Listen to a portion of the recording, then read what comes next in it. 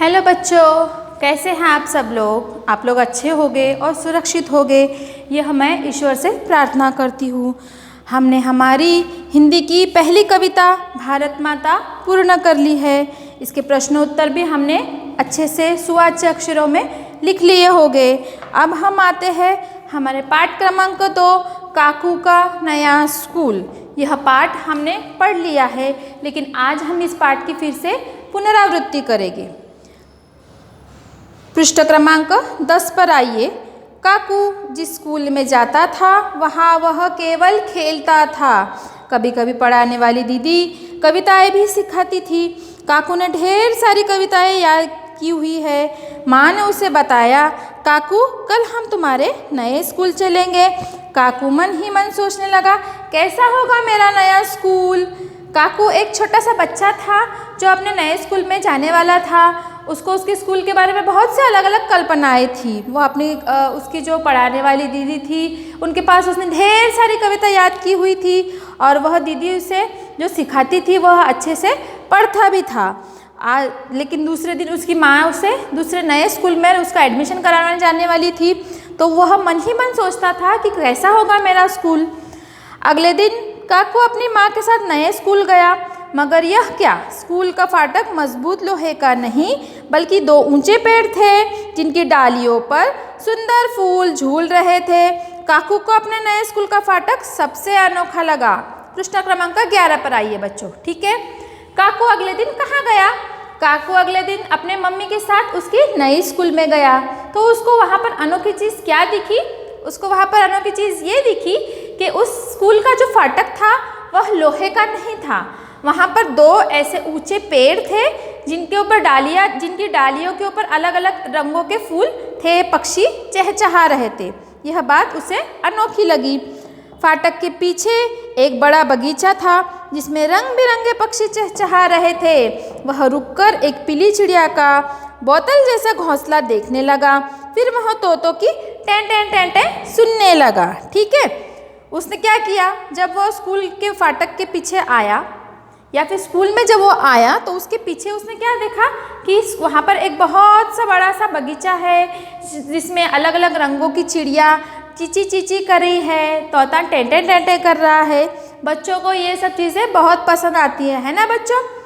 तभी उसे माँ की आवाज़ सुनाई दी, काकू देखो तुम्हारा नया स्कूल।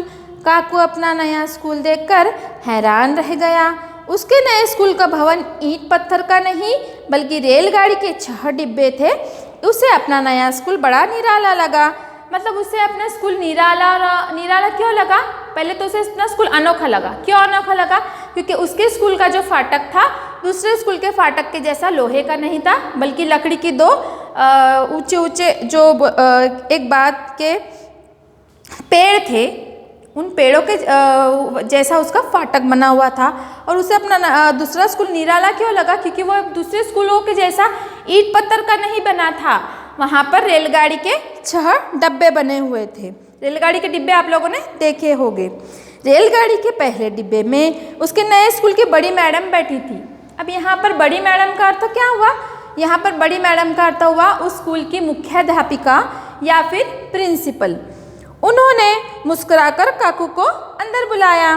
काकू को लगा अब उससे ढेर सारे सवाल पूछे जाएंगे, मगर नहीं। बड़ी मैडम ने कहा, काकू तुम अपने बारे में जो कुछ बताना चाहते हो तो बताओ। उसे लगा कि यह जो बड़ी मैडम है उसे या फिर उसकी जो अध्यापिका है उससे बहुत सारे प्रश्न पूछेगी, लेकिन उन्होंने कुछ भी ज़्यादा प्रश्न नहीं पूछे। उन्होंने उल्टा काकू से ही कहा कि तुम अपने बारे में सब कुछ मुझे बता सकते हो। काकू पहले तो झिझकना मतलब वो थोड़ा सा शर्मा गया। फिर उसने बड़ी मैडम को ढेर सारी बातें बताई। देर तक काकू की बातें सुनने के बाद बड़ी मैडम उसको उसकी कक्षा में ले गई। मतलब वो जो स्टैंडर्ड में था उस स्टैंडर्ड में बड़ी मैडम उसको या फिर उसकी मुख्याध्यापिका उसको उस स्टैंडर्ड में लेकर गई। कक्षा का अर्थ हुआ स्टैंडर्ड। रेलगाड़ी का अंतिम डिब्बा उसकी नई कक्षा थी। उसकी नई कक्षा कौन सी थी? उसकी नई कक्षा जो थी वह रेलगाड़ी का अंतिम डिब्बा थी। डिब्बे के अंदर सामने की दीवार पर ब्लैक बोर्ड था। बच्चों को बैठने के लिए लंबी लंबी सीटें थीं। खिड़कियों पर बंधी रंग बिरंगी झंडियाँ हवा में उड़ रही थी। दीवार पर बच्चों के बनाए चित्र लगे थे। काकू ने सोचा वह भी एक सुंदर सा चित्र बनाकर कक्षा में लगाएगा। वह रेलगाड़ी का जो अंतिम डिब्बा था वो उसकी नई कक्षा थी। डिब्बे के अंदर बहुत सारे बच्चे बैठे हुए थे। अंदर एक बड़ी सी मेज़ रखी हुई थी, बच्चों के लिए बैठने के लिए सीटें थी। वहाँ पर उसकी जो कक्षा थी वहाँ पर अलग अलग रंगों के चित्र बने हुए थे। तो काकू ने उन चित्रों को देखकर वह खुश हुआ और उसने कहा कि मैं भी एक अच्छा सा चित्र बनाऊंगा और अपनी कक्षा में लाकर लगा दूंगा। कक्षा में बैठे बच्चे काकू को देखकर कहने लगे, हमारे पास आओ। काकू हमारे पास बैठो। काकू सोचने लगा, इन्हें मेरा नाम कैसे मालूम हुआ। तभी माँ की आवाज़ सुनाई दी, काकू जल्दी उठो, नए स्कूल नहीं जाना क्या। काकू ने सोचा, काश मेरा सपना सच हो जाता। इसका मतलब क्या हुआ? इसका मतलब यह हुआ कि उसने ये जो कुछ भी देखा था, स्कूल का फाटक या फिर जो रेलगाड़ी के जैसे जो डिब्बे के जैसी जो स्कूल थी, वह उसकी एक कल्पना थी। वह उसने एक सपना देखा था, एक ख्वाब देखा था कि उसकी स्कूल एक रेलवे के डिब्बे के समान उसके क्लासेस थे या फिर उसकी कक्षा थी।